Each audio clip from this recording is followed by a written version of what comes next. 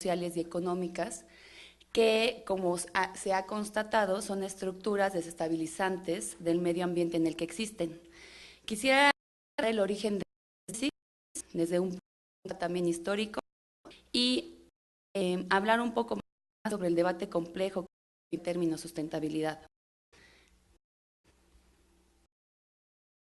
Entonces, bueno, con el evidente ambiental se agudizan los problemas sociales, atestiguamos que el agotamiento y contaminación de los recursos casi siempre viene de la mano con conflictos sociales, se agrava la desigualdad social, la pobreza, se agudizan los problemas de equidad de género.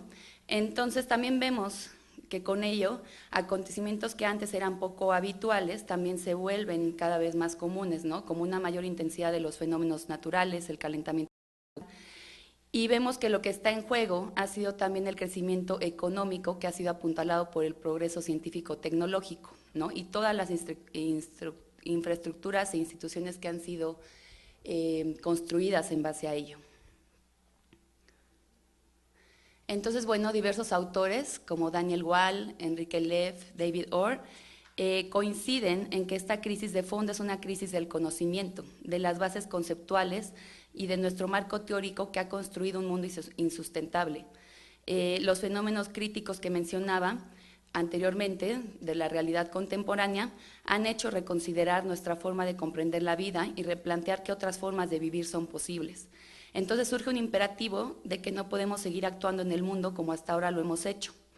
Las propuestas para trascender esta crisis son diversas, pero coinciden en que es necesario reconceptualizar los paradigmas del conocimiento. En cuanto a epistemología, me refiero a los lentes conceptuales a través de los cuales filtramos nuestra visión del mundo, que en este caso está referido por las estructuras referidas por las ciencias. Aquí una frase de Arturo Escobar, quien es un antropólogo colombiano, muy dedicado a temas de ecología política.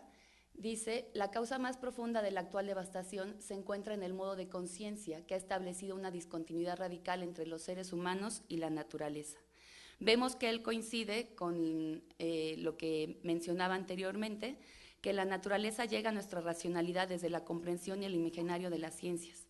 Las ciencias han sido estructuras que han sido establecidas para abordar el conocimiento, que hemos internalizado y hemos adoptado como verdaderas y absolutas, pues su intención es institucionalizar una forma de ver la realidad como verdadera. Sin embargo, podemos reconocer y deconstruir estos discursos como formas de abordar el conocimiento que han sido culturalmente construidos y que proporcionan marcos referenciales para abordar la realidad bajo una lógica determinada. Después de todo, el conocimiento objetivo no existe. Este se construye bajo ciertos parámetros que son socialmente acordados de acuerdo a una experiencia colectiva. Entonces, bueno, para indagar un poco más sobre cómo estamos condicionados por este contexto cultural, podemos afirmar que estamos determinados por nuestra experiencia cotidiana que vivimos a través de diferentes arreglos institucionales, como sería la escuela, se formalizaron las ciencias validadas por el conocimiento científico y a partir de ello se impuso un criterio de demarcación de la realidad. Ya no se concibe como un todo integrado, sino que por un lado se conciben a las ciencias sociales y por el otro lado las ciencias naturales. Hubo una fragmentación de la realidad y esta fragmentación de la realidad se da siguiendo una lógica binaria de opuestos, ¿no? Como lo bueno, lo malo, el día, la noche. Por un lado se estudia al sujeto y por otro lado se estudia al objeto. Hay una idea de separación de la naturaleza y la cultura que fue reforzada también desde la filosofía. Francis Bacon describió, por ejemplo, a la humanidad como la máster creación de toda la naturaleza y Descartes también reforzó la idea de separación entre cuerpo y mente. El progreso se fundamentó a partir de la idea de que la sociedad va evolucionando gracias a un proceso acumulativo del conocimiento. Es decir, el conocimiento evoluciona a partir de los conocimientos previos, de tal manera que hay un concepto racionalista de progreso.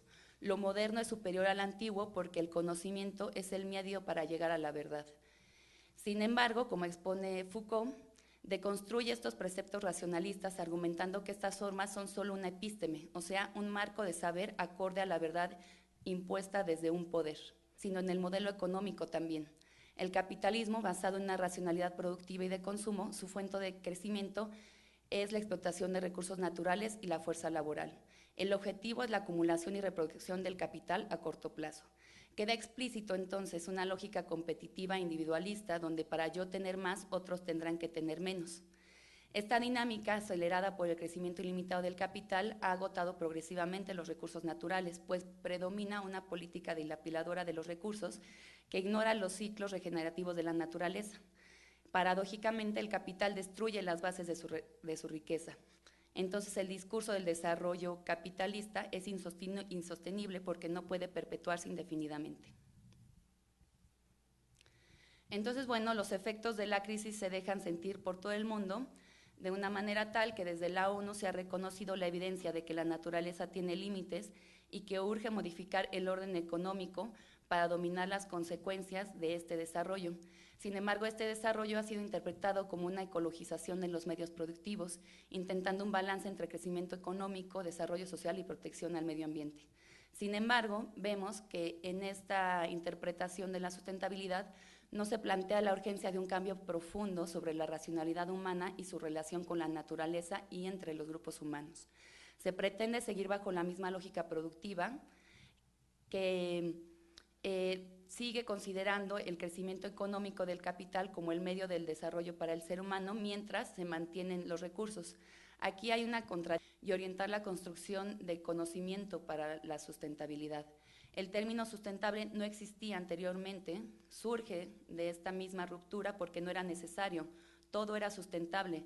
Es en la modernidad que hay una ruptura y el término surge en la contemporaneidad para describir una forma de funcionar, de vivir, que era inherente del ser humano y de los seres vivos. Es decir, la crisis ambiental ha sido generada por las formas de conocimiento en la separación dualista entre cultura y naturaleza. Michel Serres, en su libro del contrato natural, reflexiona que las culturas se consolidaron salvadas de la guerra gracias a un contrato social, que es un acuerdo en el que intervienen dos o más voluntades para crear o transmitir derechos y obligaciones. Este contrato nos ha posibilitado integrarnos en el colectivo y él dice que de la misma manera debiera existir un contrato natural, un pacto que nos lleve a dominar nuestro dominio, porque no regulado este dominio se vuelve contra sí mismo. Si tratamos el mundo como objeto, nos condenamos a volvernos objeto de ese objeto. El sujeto como ente activo se sirve del objeto pasivo. El sujeto toma y no da nada. El sujeto disfruta de todos los derechos y el objeto de ninguno. Es necesario que haya cierta justicia en el intercambio, que el hombre tome y que le sea necesario devolver en la misma medida. Entonces, si consideramos que dependemos de la naturaleza y esta a su vez depende de los actos que nosotros realizamos, deberíamos establecer una doble flecha, un intercambio de reciprocidad con la naturaleza, para que de ser un objeto sea convertida ahora también en sujeto de derecho. Entonces, bueno, aquí pongo una frase de Enrique Lev, dice: ante la emergencia de un hecho inaudito en la historia, el límite que impone la naturaleza al orden económico y social, una respuesta es el surgimiento de una conciencia sobre la complejidad ambiental como pauta para la intervención en el orden natural. Entonces, bueno, de aquí viene la pregunta, ¿por qué medios vamos a cambiar el paradigma, ¿no? Entonces, bueno, por una parte se contempla el pensamiento holístico que comprende al universo como un solo sistema vinculado entre sí, que tanto cultura como medio ambiente están involucrados por procesos de flujo de energía y recursos que nos hacen mutuamente dependientes. Está también el concepto de interdependencia, donde todos los miembros están interconectados en una vasta red de relaciones. Cuando hacemos referencia a un organismo, los límites no están en su fisiología, sino en el sistema de relaciones que establece con su medio ambiente. Sustentabilidad, desde el estudio de los seres vivos, significa la habilidad de los sistemas biológicos para conservar la diversidad y productividad a lo largo del tiempo, de tal manera que se permite la renovación de la vida y se procura una circularidad de los recursos. Entonces, bueno, la conciencia de un mundo complejo e interrelacionado se contradice con los objetivos de acumulación y reproducción del capital. Si sustentabilidad significa conservar el equilibrio para perdurar, el capitalismo deja de manifiesto que para desarrollarse provoca desequilibrios en el marco ecológico y social. Entonces, bueno, se apela entonces a una conciencia de que no hay nada más legítimo que nuestra dependencia de ciertas condiciones de la naturaleza para nuestra propia supervivencia. Esta ruptura hace factible otras formas de enfrentar la pobreza.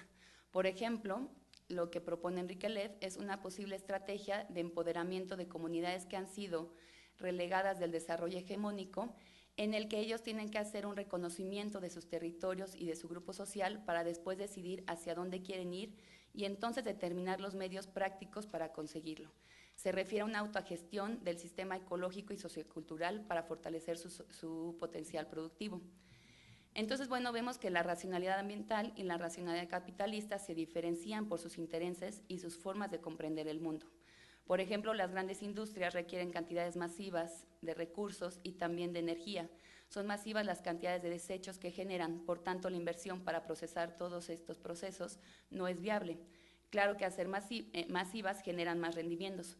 Por esa razón se habla de autonomía y localidad, que las comunidades sean autosuficientes porque en pequeño todo es más controlable y es más viable pensar en ciclos cerrados y en la regeneración de los recursos.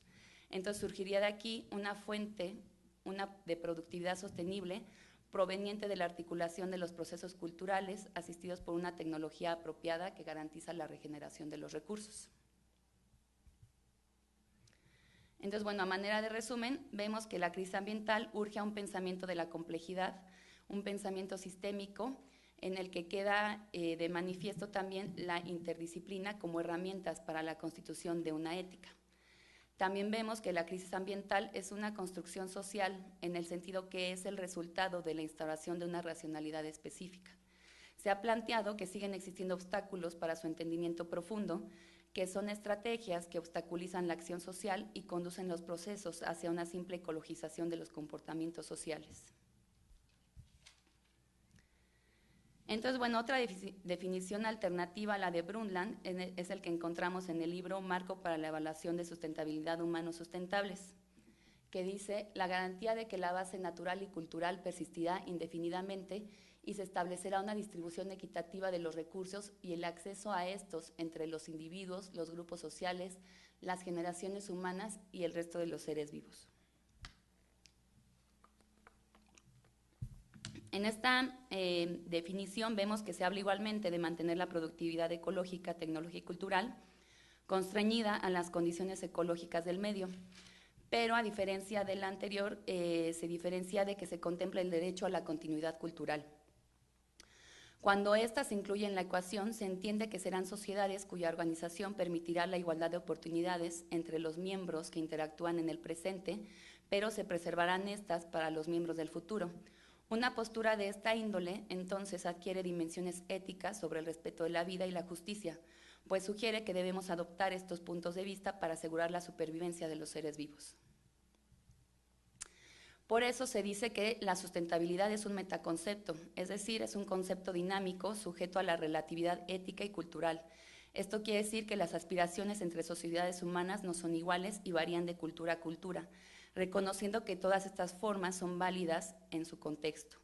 Sustentabilidad es entonces un concepto dinámico que transmuta y se interpreta a partir de las diversas circunstancias de los grupos humanos. No es posible la concepción de un discurso totalitario que nos lleve a la humanidad hacia una transición sustentable. El compromiso de establecer un futuro sustentable que dirija los valores éticos acerca de una relación idónea entre el ser humano y la naturaleza es un proceso que cada sociedad debe resolver para asegurar su propio bienestar. Esta definición es más completa porque se contempla también la tensión dialéctica entre culturas. Se contempla que habrá también diferentes puntos de partida a través de los cuales se interpreta la sustentabilidad. También por eso la sustentabilidad podemos decir que es utópica, porque no es una meta fija alcanzable, más bien es un proceso en continua construcción e interpretación por una comunidad en aprendizaje sobre cómo participar apropiadamente dentro de un proceso natural.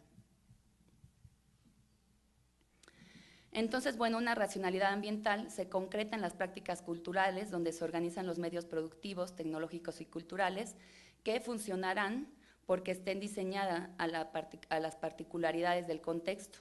Los principios generales se interpretan y se construyen localmente. Por eso decimos que es un proceso programado y controlado. Se plantea hacia dónde se quiere ir y por diversos medios se intentará conseguirlo. El escenario no radica en construir una tecnósfera a imagen y semejanza de la biosfera, sino reinsertar la primera en los parámetros de la biosfera.